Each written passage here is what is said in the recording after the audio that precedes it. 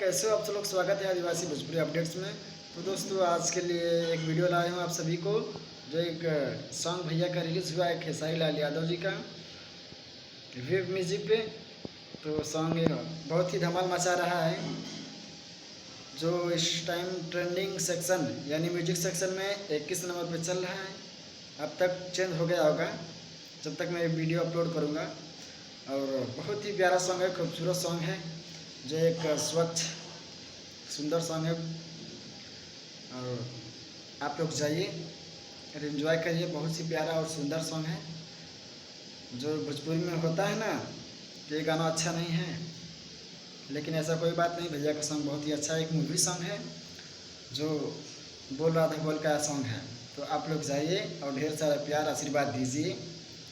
और जितने भी इस चैनल पे नए हैं कृपया करके इस चैनल को सब्सक्राइब कर लें। भोजपुरी की अपडेट्स आप सभी को ऐसे ही मिलती रहेगी। तो दोस्तों सब्सक्राइब करना ना भूलें और लाइक करें, शेयर करें। तब तक के लिए बाय बाय, धन्यवाद।